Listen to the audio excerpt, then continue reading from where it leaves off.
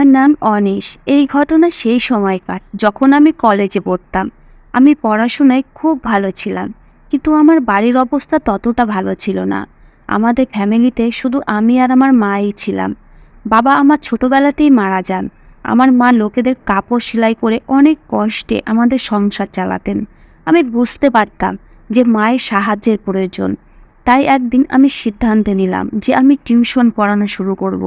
এই কথাটা যখন আমি আমার স্যারকে জানালাম, তখন স্যারের খুব ভালো লেগেছিল। তিনি আমাকে অনেক সাপোর্ট করেছিলেন। তার কারণে আমি টিউশন পেয়ে যাই আর পড়াতে শুরু করি। আমি দুপুর 2টার সময় ফ্রি হয়ে যেতাম। তারপরে বিকেল 4টে বাজলেই সবার বাড়িতে গিয়ে তাদেরকে 1.5 ঘন্টা করে টিউশন পড়াতাম। আমার মাও খুব খুশি হয়েছিলেন, কারণ এর কারণে আমাদের সংসারের অবস্থা কিছুটা ভালো হয়েছিল। এভাবেই দিন চলতে লাগলো। একদিন আমার স্যার আমাকে বলতে লাগলেন যে, বাবা, আমার একটা মেয়ে যে ক্লাস 10-এ পড়ে, তুমি যদি ওকে পড়াও তাহলে আমার খুব উপকার হয়। স্যারের কথা শুনে আমি খুব অবাক হয়েছিলাম, কেননা তিনি তো নিজেই একজন টিচার। তিনি তো নিজের মেয়েকে নিজেই পড়াতে পারেন। কিন্তু স্যার বলতে লাগলেন যে, আমার মেয়ে খুব দুষ্টু, আমার কাছে পড়তেই চায় না। যদি তুমি আমার মেয়েকে পড়িয়ে দাও তাহলে আমি তোমাকে অনেক টাকা বেতন দেব। তার কথা শুনে আমি খুশি হয়ে গেলাম, কারণ আমি জানতাম তিনি খুব বড়লোক। তিনি অনলাইনে নিজের একটা বিজনেস চালান, যার কারণে তিনি আমাকে অনেক ভালো ফিস দিতে পারবেন। তাই আমি টিউশন পড়াতে রাজি হয়ে গেলাম।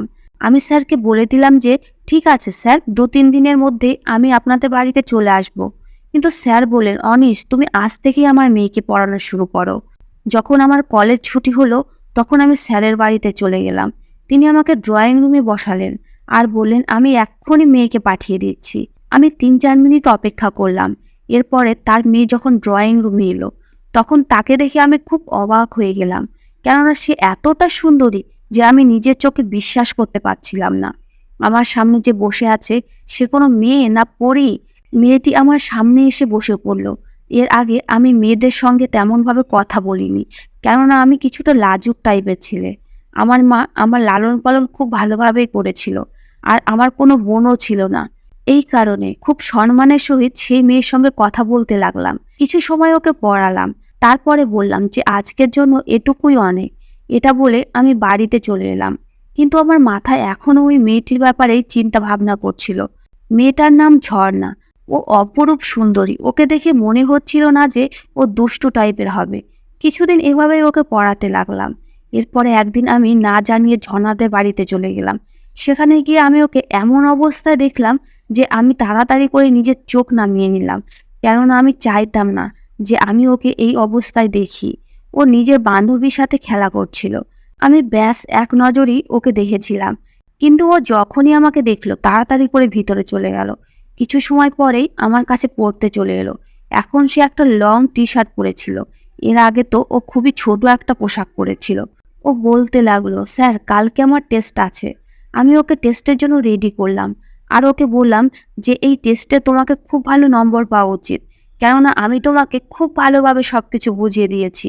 আমার কথা শুনে ও বলতে লাগলো, না স্যার, আমার ম্যাথ খুব কঠিন লাগে, আমি খুব একটা ভালো নম্বর পাবো না, কিন্তু পাশ করে যাব। ওর কথা শুনে আমি অবাক হয়ে গেলাম, কিন্তু ওকে বললাম, চলো ঠিক আছে, কিন্তু তুমি যদি ফেল করে যাও তখন কি হবে? তখন ও বলতে লাগলো, তাহলে স্যার, আপনি আমাকে যে কোনো শাস্তি দিতে পারেন। ওর কথা শুনে আমি একটা দুষ্টুমি হাসি দিয়ে বললাম, ঠিক আছে, যদি তুমি ফেল করো তাহলে আমি তোমাকে শাস্তি দেব। এখন আমি অপেক্ষা করতে লাগলাম কবে ও টেস্টে ফেল করে আর আমি ওকে কোনো শাস্তি দিতে পারি। কেন জানি না, আমার ওকে রাগাতে খুব মজা লাগতো। তারপরে একদিন ভগবান আমার কথা শুনে নিলেন আর ও টেস্টে ফেল হয়ে গেল। আমার মন খুশিতে নাচতে লাগলো, কিন্তু আমি রাগ নিজের মুখের উপরে চড়িয়ে ওকে বলতে লাগলাম, এটা তুমি কি করে ফেলেছো? আমি তোমাকে এত ভালোভাবে পড়িয়েছি, কিন্তু তবুও তুমি টেস্টে ফেল করে গেলে। ও বলতে লাগলো, স্যার, আপনি আমাকে যে শাস্তি দেবেন আমি মাথা পেতে নেব। আপনি আমাকে যা কিছু পড়িয়েছিলেন আমি সবকিছু ভুলে গেছি। কি করব, আমার ম্যাথ খুব কঠিন বলে মনে হয়। ও সরল মনে আমাকে বলল। আমি তাকে বললাম, তোমাকে আগে কি বলেছিলাম মনে আছে? ও বলতে লাগলো, আপনি আমাকে এটাই বলেছিলেন যে আমি যদি টেস্ট ভালোভাবে না দিই আর ফেল করি তাহলে আপনি আমাকে শাস্তি দেবেন। আমি বললাম, ঠিক আছে, তাহলে তোমার কি শাস্তি চাই? ও বলতে লাগলো, আপনি আমাকে যে শাস্তি দেবেন আমি মেনে নেব। ও সরলতা আর সৌন্দর্যতা দেখে আমার মন গলে গেল। আমি এক নজরে ওর দিকে তাকালাম। আমরা দুজন ছাড়া এখানে কেউ নেই। আমার সাথে এত সুন্দরী মেয়ে ছিল, আর তার সৌন্দর্যতা দেখে আমার মন বিগড়তে লাগলো। অদ্ভুত অদ্ভুত চিন্তা আমার মাথায় আসছিল, যেন আমার উপরে শয়তান ভর করেছে। আমি ওকে আস্তে করে বললাম, ঠিক আছে, আমার কাছে এসো, আমি তোমাকে শাস্তি দিতে চাই। ঝর্ণা খুবই সরল মনের আমার কথা মেনে নিল আর আমার পাশে এসে বসে পড়ল। আমি ওকে জিজ্ঞেস করলাম, তোমার বয়স এখন কত? ও বলতে লাগলো যে আমার বয়স তো 15 বছর। ঝর্ণা 15 বছর আর আমি 21 বছরের। আমি ওকে বললাম, আমি তোমাকে যে শাস্তি দেবো তুমি কি তোমার বাড়ির লোককে সেই শাস্তির কথা বলে দেবে? ও বলতে লাগলো, না স্যার, আমি আমার শাস্তির কথা কেন বলবো? যদি এটা বাবাকে বলি তাহলে বাবা তো আমার উপর আরও রেগে যাবে, কেননা আপনার পড়ানোর পরেও আমি আমার পড়ার দিকে ধ্যান দিতে পারিনি। আমি চুপ করে রইলাম। ওকে পাশে দেখে আমার মনে হলো ওকে আমার বুকে জড়িয়ে ধরে চুমু দিই, কিন্তু আমার মন এটা করতে আমাকে নিষেধ করছিল। কোথাও না কোথাও আমার মায়ের দেওয়া শিক্ষা আর সংস্কার আমাকে থামিয়ে দিয়েছিল। এই কারণে আমি সিদ্ধান্ত নিয়ে ওকে বললাম যে না, আমি আজকে তোমাকে সাজা দেব না, কিন্তু এর পরে যদি তুমি কখনো কোনো পরীক্ষায় এরকম কোনো ভুল করে আর ফেল করে যাও তাহলে আমি তোমাকে নিশ্চয়ই শাস্তি দেব। আজকের মতো তোমাকে মাফ করে দিলাম। কথা শুনে ও খুব খুশি হয়ে গেল আর আমি আবার ওকে পড়াতে লাগলাম। একদিন আমি কলেজ থেকে ফিরছিলাম, তখন রাস্তায় স্যারের সঙ্গে আমার দেখা হলে তিনি আমার কাছে এসে আমাকে বলতে লাগলেন, অনিশ, তোমার সঙ্গে আমার কিছু কথা আছে। আমি স্যারকে বললাম, স্যার, আমি বিকেলে যখন আপনার বাড়িতে আসব তখন আপনার আমাকে যা বলার সেটা বলে দেবেন। এভাবেই আমি বিকেলে স্যারের বাড়িতে গেলাম, কিন্তু তখন স্যার ব্যস্ত ছিলেন। কিছু সময় পরে কাজ শেষ হলে স্যার বলতে লাগলেন, আমি তোমার সাথে ঝর্ণার ব্যাপারে কথা বলতে চাই। এটা শুনে আমি হতবাক হয়ে গেলাম যে হঠাৎ করে ওকে নিয়ে আমার সাথে কি কথা বলবেন। কিন্তু স্যার বলতে লাগলেন যে আমি চাই ঝর্ণা কয়েকদিন তোমাদের বাড়িতে থাক। স্যারের এই কথা শুনে আমি হতবাক হয়ে গেলাম যে তিনি এরকম কেন চান। স্যার বলতে লাগলেন, আমি তোমাকে খুব বিশ্বাস করি, তুমি খুব ভালো ছেলে, তাই আমি চাই আমার মেয়ে তোমাদের বাড়িতে থাকুক। কেননা কিছু কাজে আমাকে শহরে বাইরে যেতে হবে, কিন্তু শহরে আমার কেউ নেই যার কাছে আমি নিজের মেয়েকে রেখে যেতে পারি। আর ওর পরীক্ষাও চলছে। আমি ভেবে দেখেছি যে তুমি ওকে পড়াও, সেই কারণেই ওকে তোমাদের বাড়িতে রেখে যাওয়াই ভালো হবে। তোমাদের বাড়িতে তোমার মা আছে, তিনি এর খেয়াল রাখতে পারবে। আমি স্যারের কথা শুনে অবাক হয়ে চিন্তায় ডুবে গেলাম যে আমি কি সিদ্ধান্ত নেব।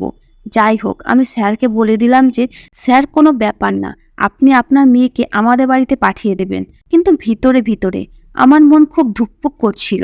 আমি অনেক কষ্টে এই সিদ্ধান্ত নিয়েছিলাম। আমি ভাবছিলাম এটা কিভাবে সম্ভব হবে। আমি ঝর্ণাকে আমাদের বাড়িতে দেখেও কিভাবে আমার মনকে আটকে রাখবো। এত সুন্দরী মেয়ে আমার কাছে আমার বাড়িতে থাকতে চলেছে। তারপরে আমি মায়ের কথা ভাবলাম, তিনি তো বাড়িতে থাকবেন, আমি ওকে আমার মায়ের কাছে ঘুমাতে দেব। এটা ভেবে আমি স্যারকে হ্যাঁ বলে দিলাম। এরপরে স্যার ঝর্ণাকে তাড়াতাড়ি রেডি হতে বললেন। ও নিজের সাথে একটা ছোট ব্যাগও নিয়েছিল। ঝর্ণা খুব উদাস হয়েছিল। স্যার ওকে বোঝাতে লাগলেন যে দেখ মা, তুই তোর টিচারকে বিরক্ত করবি না, ইনি তোকে পড়াবেন আর এনার মা তোর খেয়াল রাখবেন। আমি এদের উপর খুব ভরসা করি, কিন্তু আমি ভয় পাচ্ছি যে তুই টিচারকে বিরক্ত করবি। আর পড়াশুনো ঠিকভাবে করিস, স্যার যা বলবেন সেটা মেনে চলিস। ও বলতে লাগলো, ঠিক আছে বাবা, স্যারকে অভিযোগ করার সুযোগ আমি কখনোই দেব না, আর স্যারকে বিরক্তও করব না। এভাবে আমি ওকে আমাদের বাড়িতে নিয়ে এলাম। আমার কাছে কোনো গাড়ি তো ছিল না। আমি আমার মোটরসাইকেলের পেছনে ঝর্ণাকে বসিয়ে ওর ব্যাগ আমি আমার সামনে রেখে দিলাম।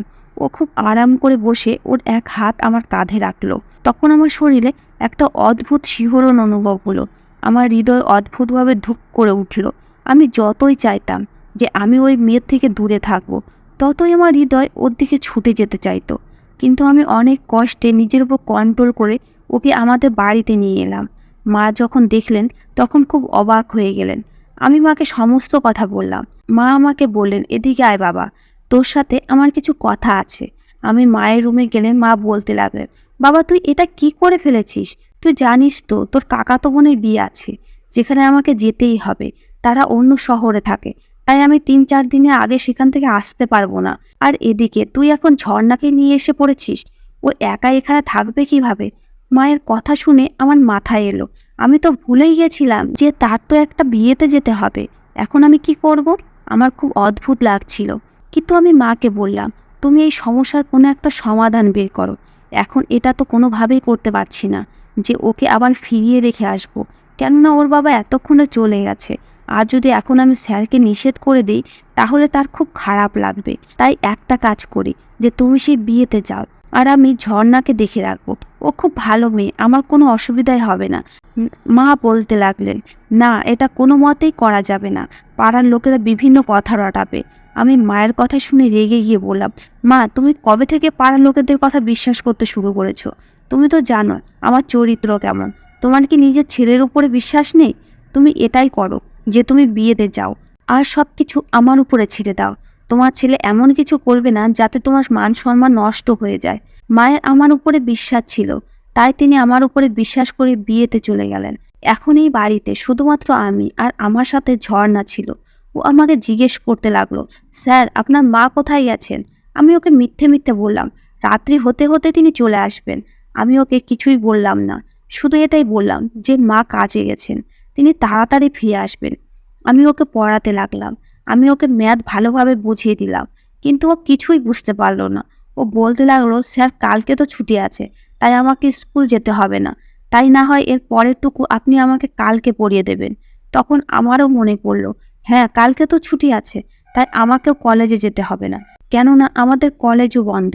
রাতে খাওয়া দাওয়ার পরে আমি ওকে বললাম, এখন তুমি ঘুমিয়ে পড়ো, কালকে ছুটি আছে, তাই সকাল সকাল আমি তোমাকে বাকি সব কিছু পড়িয়ে দেব। ও বলতে লাগলো, ঠিক আছে স্যার।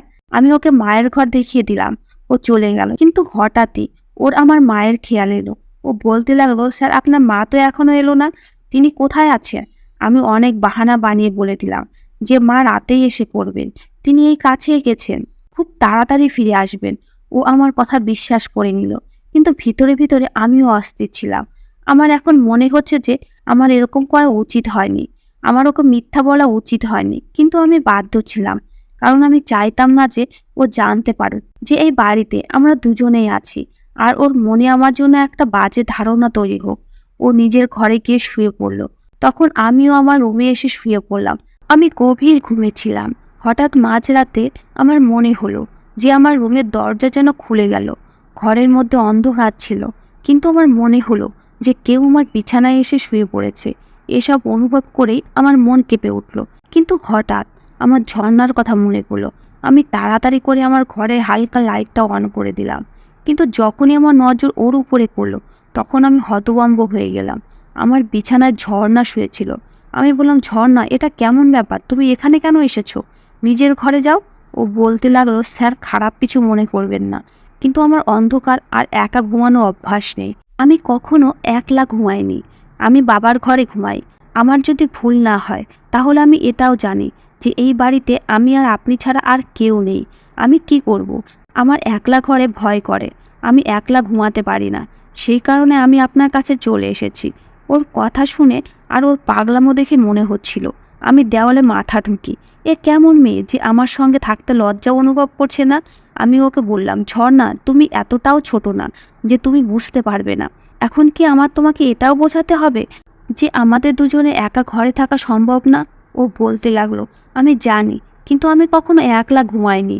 আমি ঘুমানোর চেষ্টা করছিলাম, কিন্তু আমার খুব ভয় করছে, তাই আমি খুব বাধ্য হয়েই আপনার ঘরে এসেছি। আমি ভেবেছিলাম একা ঘরে ঘুমাবো না, বরং চুপচাপ আপনার পায়ের দিকে গিয়ে শুয়ে পড়ি। এটা বলে ও কান্না করতে শুরু করে দিল। ওর কান্নার আওয়াজ আমাকে অস্থির করে দিল। আমি বললাম, আচ্ছা, চুপ করো, আমি কোনো উপায় বের করছি। কিন্তু আমি কোনো উপায় দেখতে পাচ্ছিলাম না। তাই আমি সিদ্ধান্ত নিলাম আর একটা কম্বল বের করে ওর শোয়ার জায়গা আমার বিছানা থেকে কিছুটা সাইডে মেঝেতে করে দিলাম। ওকে বললাম যে তুমি এখানে ঘুমাও আর আমি বেডে শুয়ে পড়ছি। ও বলতে লাগলো, আমার বিছানাতেই ঘুম আসে, আমি নিজে ঘুমাতে পারবো না। বাধ্য হয়ে ও বিছানার উপরে আর আমি নিচে ঘুমিয়ে পড়লাম। আমি ভিতরে ভিতরে নিজেকে গালি দিচ্ছিলাম যে আমার মাথায় এই কথাটা কেন আসেনি যে মা শহরে বাইরে বিয়েতে যাচ্ছে, তিনি বাড়িতে থাকবেন না, তাহলে আমি কোনো মতে ওকে আমাদের বাড়িতে আনতাম না। কিন্তু এখন ও মজা করে ঘুমাচ্ছিল, আর এদিকে আমার মাটিতে ঘুম আসছিল না। তার উপরে ওর ঘুমানো আমাকে আরও বেশি ডিস্টার্ব করছিল। একে তো ও খোলামেলা নাইট ড্রেসে ছিল, তার উপরে কম্বলও গায়ে দেয়নি। পুরো কম্বলটা শরীর থেকে নামিয়ে বিছানার উপরে ছড়িয়ে ঘুমিয়েছিল। বারবার আমার চোখ ওর দিকে যাচ্ছিল, আর আমার হৃদয়ে আকাঙ্ক্ষা কাবু হয়ে যাচ্ছিল। আমি অনেক কষ্টে নিজের আকাঙ্ক্ষার উপর কন্ট্রোল করলাম, কিন্তু আমি মনে মনে ভেবে নিয়েছি যে এরপরে আমাকে কি করতে হবে। পরের দিন আমার খুব রাগ হলো। যখন ও ভোরবেলায় ঘুম থেকে উঠে লাইট অন করে দিল, আমি রেগে ওকে বললাম, এটা কি ধরনের ব্যবহার? আমি চিন্তা ভাবনা করছিলাম যে এখন ওকে গালমন্দ করে তবেই ছাড়বো। আর ওকে এতটা গালমন্দ করব যে ও বুঝতে পেরে যাবে যে ও কী অপরাধ করেছে। এভাবে যখন আমি ওকে পড়ানো শুরু করলাম, তখন আমি ওকে অনেক বকাঝোকা করলাম। ওকে একটা টপিক বারবার মনে করতে বলেছিলাম। আর যখন সেটা ওর মনে পড়ছিল না, তখন আমি রেগে গিয়ে ওকে একটা থাপ্পড় মেরে দিলাম। ও নিজের গালে হাত দিয়ে অবাক হয়ে আমার দিকে তাকিয়ে রইল। আমি এই থাপ্পড়টা জেনে বুঝেই মেরেছি, যাতে রাতের বেলা ও আবার আমার কাছে না আসে। আমি চাইতাম না যে আমি আবেগের বেশি কোনো উল্টোপাল্টা কাজ করে বসি। ঝর্ণাও বুঝতে পেরে ওর বড় বড় চোখে জল চলে এলো। আর ও বলতে লাগলো, ঠিক আছে, আমি আর কখনো আপনাকে বিরক্ত করব না, আমি আমার বাড়িতে ফিরে যাচ্ছি। কিন্তু আমিও বাধ্য ছিলাম যে ওকে বাড়িতে পাঠাতে পারছি না। 3 দিন এভাবে পার হয়ে গেল। ঝর্ণার গায়ে হাত তোলা আমার খুব খারাপ লেগেছিল। যদিও ও ওর বাবাকে সব কিছু বলে দিয়েছিল, কিন্তু স্যার আমাকে কিছুই বললেন না। তিনি তো বরং লজ্জিত ছিলেন। তিনি বলতে লাগলেন যে আমি ক্ষমা চাইছি। আমি জানতাম যে আমার মেয়ে এমন কোনো কাজ করবে। আমি স্যারকে বললাম, কোনো ব্যাপার না, আমি জানি ও এখনও বাচ্চা, ও বুঝতে পারেনি, সেই কারণে আমি ওকে অনুমতি দিয়েছিলাম। পরের দিন স্যার বললেন যে ঝর্ণা আর তোমার কাছে পড়বে না, ওর জন্য কোনো মেয়ে মাস্টারের ব্যবস্থা করব, যে ওকে পড়াবে আর ও তাকে ভয়ও পাবে। এভাবে ও এখন আর আমার কাছে পড়ে না। এভাবেই আমাদের দিন পার হয়ে যাচ্ছিল। আমি ধীরে ধীরে ওকে ভুলে গেছিলাম, কিন্তু মনের কোনো কোণে ও এখনও ছিল। যখন আমি ওকে থাপ্পড় মেরেছিলাম আর ওর চোখে জল চকচক করছিল, সেই সময়টাকে মনে করলে হৃদয়ে একটা কষ্ট অনুভব হতো। আমি কখনোই চাইতাম না যে আমার কারণে ঝর্ণার চোখে জল আসুক, কিন্তু সেই সময় ওকে থাপ্পড় মারাটা জরুরি ছিল। না হলে সেই সময় ওর বয়সের সেই অবস্থা ছিল, যে কোনো সময় আবেগে ভেসে যেতে পারত। আর আমিও সেই সময় বয়সের সেই অবস্থায় ছিলাম যে যে কোনো সময় আবেগে ভেসে যেতে পারতাম। আমাদের দুজনেরই বয়স ভেসে যাওয়ার মতো ছিল। সেই সময় যদি আমি কিছু ভুল করে ফেলতাম, তাহলে জীবনভর নিজের চোখে নিজে ছোট হয়ে যেতাম। আর না তো মায়ের সামনে মাথা উঁচু করে কথা বলতে পারতাম। সেই কারণে বাধ্য হয়ে ঝর্ণাকে সঠিক রাস্তা দেখানোর জন্য তাকে থাপ্পড় মারাটা জরুরি ছিল। এভাবে কয়েক বছর পার হয়ে গেল। একদিন যখন আমি জানতে পারলাম যে ও কলেজে পৌঁছে গেছে, তখন একটু অবাক হলাম, কেননা সেই সময় আমি এমএসসি করছিলাম আর ও আমার থেকে অল্প বছরে ছোট ছিল। একদিন হঠাৎই আমার চোখ কলেজের গেটে ঝর্ণার উপর পড়ল। আমি ওর সৌন্দর্যটা দেখে হতভম্ব হয়ে গেলাম। সে ছোট্ট আর দুষ্টুমি ভরা মেয়েটা নেই, বরং বড় আর বুদ্ধিমতী হয়ে উঠেছে। ওর শরীরে ইউনিভার্সিটি হাওয়া লেগে গেছে। কয়েকজন ছেলে ওর পাশে দাঁড়িয়ে ওর সঙ্গে কথা বলছিল। এক নজর ও আমাকে দেখলো, হয়তো ও আমাকে চিনতে পেরেছে, কিন্তু ও আমার কাছে কথা বলতে এলো না। আমি খুব অবাক হলাম যে ও আমার প্রতি এমন কি রাগ আছে যে আমার কাছে এসে কথাও বলল না। কিছুদিন এভাবেই কাটতে লাগলো। আমার মনও আনচান করছিল। মনের মধ্যে ঝর্ণার জন্য লুকানো ভালোবাসা আবার জেগে উঠল। আমি এখন প্রতিদিনই দেখতাম সে 3-4 জন ছেলে দাঁড়িয়ে থাকতো। ওদের সাথে হয়তো ওর বন্ধুত্ব হয়ে গেছিল। আর এই জিনিসটা আমার খুব খারাপ লাগছিল। বাধ্য হয়ে আমি একদিন ঝর্ণার কাছে গিয়ে ওকে বললাম, তুমি কি আমাকে চিনতে পেরেছো? ও আমার কথার কোনো উত্তর দিল না। দেখে আমি খুব রেগে গেলাম। আমি ওর হাত ধরে নাড়া দিলাম। ও বলতে লাগলো, এটা কি ধরনের ব্যবহার? আমি বললাম, তুমি আমাকে ইগনোর করছো, তাই আমি বাধ্য হলাম এরকম করতে। ও বলতে লাগলো, আমি জানি আমি তোমাকে অনেক বিরক্ত করেছি। ওর কথা শুনে আমি অবাক হয়ে বললাম, আমি তোমাকে পড়িয়েছি, সেই জন্য তুমি এভাবে বদলা নিচ্ছ? আগে তো তুমি আমাকে অনেক সম্মান করতে, কিন্তু এখন তুমি আমার সাথে এভাবে কথা বলছো? ও বলতে লাগলো, হ্যাঁ, সেই সময় তুমি আমার টিচার ছিলে, কিন্তু এখন তুমি আমার কেউ না। আর যাদেরকে আমি চিনি না জানি না, তাদের সঙ্গে চট করে আমি কথাও বলি না। এ কথা শুনে আমি খুব চিন্তায় পড়ে গেলাম যে আমি ওর কাছে কিভাবে ক্ষমা চাইবো। যাই হোক, তারপরে একদিন আমি ওর কাছে ক্ষমা চেয়ে নিলাম। আমি ওকে বললাম যে সেই সময় তোমার উপর আমার রাগ করা খুব দরকার ছিল। যদি তোমার উপর রাগ না করতাম, তাহলে অনেক কিছু খারাপ হয়ে যেতে পারত। তুমি আর আমি বয়সের যে অবস্থায় ছিলাম, সেই বয়সটা খুব দুর্বল হয়। সামান্য একটু ভুলে আমরা দুজনেই বরবাদ হয়ে যেতে পারতাম। সেই কারণে বাধ্য হয়ে আমাকে তোমার উপরে রাগ করতে হয় আর তোমার উপরে হাত উঠাতে হয়। কেননা এটা কোনো ছোট ব্যাপার ছিল না যে একটা যুবক ছিলে আর একটা মেয়ে এভাবে একসঙ্গে একই ঘরে থাকবে। আমি তোমার উপরে এই কারণে রাগ করেছিলাম, যাতে তুমি রাগ হয়ে আমার থেকে দূরে থাকতে শুরু করো। আমি একটা যুবক ছিলে, কতক্ষণ নিজের উপর কন্ট্রোল রাখতে পারতাম। তাই আমি চাইতাম না যে আমি তোমার সাথে কিছু খারাপ করে ফেলি। আর সত্যি তো এটাই যে আমি ধীরে ধীরে তোমাকে মনে প্রাণে চাইতে শুরু করেছিলাম, তোমাকে ভালোবেসে ফেলেছিলাম। আমার কথা শুনে ও চুপ করে রইল, কিছুই বলল না। কিন্তু ওর চোখের উজ্জ্বলতা আমাকে এটা বুঝিয়ে দিয়েছিল যে আমার কথা শুনে ও খুশি হয়েছে, হয়তো ও আমাকে ভালোবাসতো। এরপরে ও চলে গেল, আর আমিও দাঁড়িয়ে থাকলাম না, হাঁটতে শুরু করে দিলাম। কারণ এখন আমি জানতাম যে হয়তো ও নিজের ভুল বুঝতে পেরেছে, আর ও আমার কাছে ক্ষমা চাইতে আসবে। কিন্তু দিন এভাবেই কাটতে লাগলো, ঝর্ণা আমার কাছে এলোই না। কিছুদিন এভাবেই কেটে গেল। একদিন হঠাৎ কেউ আমাকে ডাক দিল। আমি পিছন ফিরে দেখলাম ঝর্ণা দাঁড়িয়ে আছে। ও আমার কাছে এসে আমাকে বলতে লাগলো, আমাকে ক্ষমা করে দাও, আমার এইসব করা উচিত হয়নি। কিন্তু আমি কি করতাম? আমার সাথে আজ অবধি কেউ এভাবে কথা বলেনি যেভাবে তুমি আমার সাথে কথা বলতে। আমার বাবা কখনো আমার সঙ্গে এভাবে জোরে কথা বলেনি, কিন্তু তুমি তো সেই দিন আমাকে থাপ্পড় অবধি মেরে দিয়েছিলে। তখন থেকে আমি সিদ্ধান্ত নিয়েছিলাম যে আমি আমার বাবাকে বলে দেব যে আমি আর তোমার কাছে পড়বো না, আর বাবাকে বলে অন্য টিচার রাখতে বলবো। যাই হোক, আমি রাগের কারণে সেই সময় ভুল করে ফেলেছিলাম, আমার এটা করা উচিত হয়নি। ওর কথা শুনে আমি হালকা হাসলাম। এরপর থেকে ঝর্ণার সঙ্গে আমার রোজ কথা হতো। এভাবে ধীরে ধীরে আমাদের মধ্যে বন্ধুত্ব হয়ে যায়, আর বন্ধুত্ব ধীরে ধীরে প্রেমে পরিণত হয়। এরপর একদিন আমি আমার মাকে আমার সম্বন্ধ দিয়ে স্যারের কাছে পাঠিয়ে দিলাম। আমার স্যারও এই সম্বন্ধের জন্য না করলেন না, খুশি খুশি এই সম্বন্ধের জন্য রাজি হয়ে গেলেন। কিছুদিন পরেই ঝর্ণা আমার বউ হয়ে আমার ঘরে বসে আছে, আর আমি ওর সামনে বসে ওকে দেখতেই থাকলাম। ও লজ্জায় নিজের মাথা নিচু করে রইল। আমি ওর হাত ধরে বললাম, তুমি এখন পুরো অধিকারের সাথে আমার বিছানায় আমার সাথে জড়িয়ে ধরে শুতে পারো, কেননা তুমি এখন আমার বউ। এটা বলে আমি ওর হাতে চুমু খেলাম, আর ও লজ্জায় লাল হয়ে আমার বুকে মুখ লুকালো। বন্ধুরা, গল্পটা কেমন লাগলো অবশ্যই জানাবেন। ধন্যবাদ বন্ধুরা।